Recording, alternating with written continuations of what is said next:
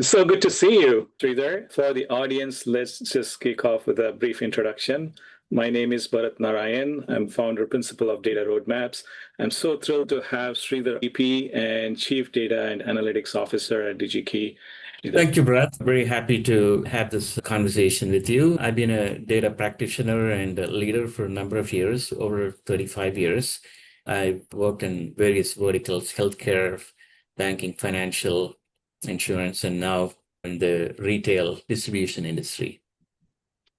Wonderful. First of all, congratulations for getting recognized as one of the top chief data officers recently by HotTopics. That's a fantastic recognition for the work that you've been doing over the years, and also specifically what you've been driving at DigiKey. Thank you. Appreciate the comment. And I'm also thankful for the folks who nominated me and the folks who voted for me and the panel who selected me as a top 100 CDO. I'm very honored and looking forward to build the CDO community even bigger. Awesome. I understand you've been driving several data-driven innovation initiatives at DigiKey recently, and also, of course, a lot of work that you have done prior to that. And based on your experience, could you please share the importance and significance of developing, building data strategies for these innovations to be successful? Absolutely. I always tell my clients or business leaders, even in my current role and also in my past, that the first thing we want to understand is, and I'm sure every organization, if you look at doing a data strategy, there is some in-flight work going on. And we wanted to align them to the corporate goals.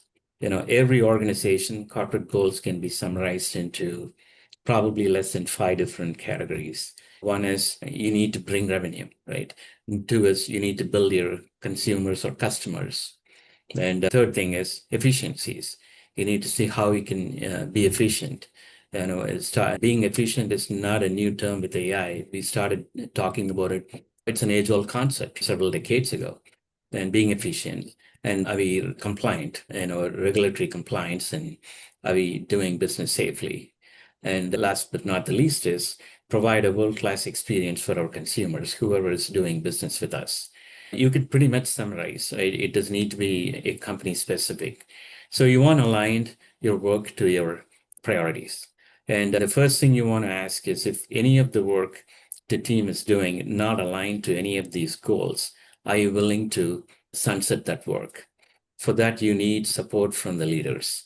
In any of my roles, first 90 days, all I've done is putting a data strategy together and then starting to socialize with the business stakeholders. And as you know, data strategy is not a technical term, it's a business term. I always tell them to work right to left, look at what problem are we solving, and then work backwards, peeling the onion, what else you need to build. And so that is the data strategy to me.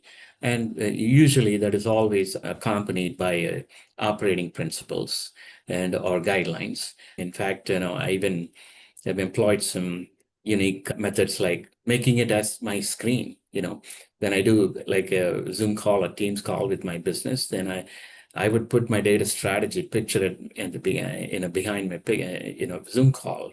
And they would sometimes, even if they ask one question in my strategy, that's a win for me. So these are some things I've employed, and I can't say I sold it to them 100%, but I made significant progress. Thank you for sharing. And speaking of building data-driven culture in an organization, based on from your experience, can you please share what approaches have worked very well so far? I think a data-driven culture is again another age-old concept, and we've been trying to break through some of the silos. And data organizations have gone back and forth between being centralized and decentralized. And most organizations who have seen success now, they're all federated, meaning centralized when needed, decentralized when needed. But having said that, and it's always on the business side, I always advise them, don't try to know every single detail. Know your platform, know which platform you're using, and know what problem it can solve. And if you're trying to address a customer-related problem, and if you, let's say, use a technology, understand the technology's capabilities, and then also some shortfalls.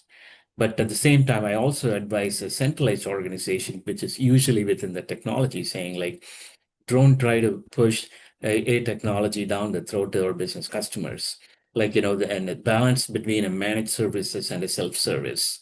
Obviously, we have known the corporate America struggle being centralized and having a very bad reputation in terms of we are slow to deliver something in the balance between a centralized and decentralized approach.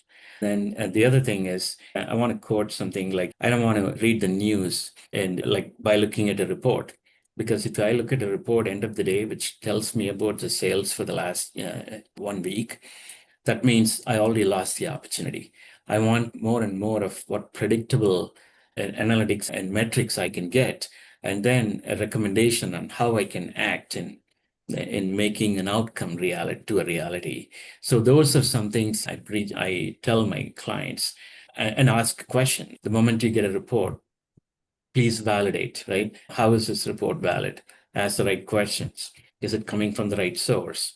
And when it says it's a sales by quarter, does it really mean sales by quarter? Do your due diligence to understand the data.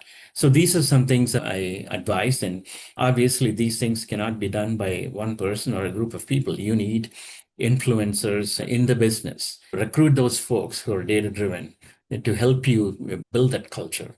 So these are some things I've employed. And we also run data literacy campaigns and in terms of how if a certain analytics or an approach has brought value, if one organization has seen some value, we try to share across and try to leverage those wins to a larger audience so we can see some gains. Fantastic. What is your definition of data leadership and how you think it should be nurtured within organization, especially in the Gen AI era? Well, I think, and everyone has a different meaning to AI. And what I've seen many organizations do is some organization, they go with the AI first approach, and some organization goes by wherever it makes sense, AI smart.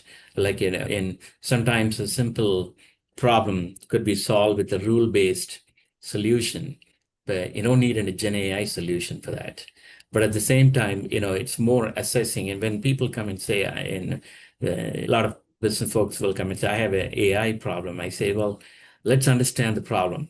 Then we'll figure out it's an AI solution, right? So those are some things I advise. And I also tell my technical teams, before we go and talk to our business partners in terms of AI adoption and leveraging AI, we got to look at our own shop. Like there is a lot of opportunity right now in the IT space, how we write code and how we do mapping and how we test data, or all these things can be automated. And, in my own team, we have done quite a bit of automation, like whether it's getting metadata out of the database or integrating with another system. We have done pockets of these accelerations as well. So these are some of the approaches I've tried. Fantastic. Thank you. Thank you for sharing those insights, Sridhar. Anything else you want to share with the audience before we wrap this up? No, I think these are exciting times. And one thing I always tell them is everyone's talking AI journey. I always tell them, and that's all great. We got to think about responsible AI. Without governance, AI can really direct you to a really bad outcomes, right? So having bad data leads to bad AI solutions. And so you want to make sure you have clean data and governed data and also understand the data. You need to be able to explain the context of the data because these are all very important. As AI thinks like us, we also make good decisions. We understand the context well. Just keep that in mind before employing any AI solution. That's what I would recommend. Fantastic. Thank you. Thank you so much for joining me today and really appreciate your time. We'll be in touch. Thanks so much. For the opportunity to speak with you and looking forward.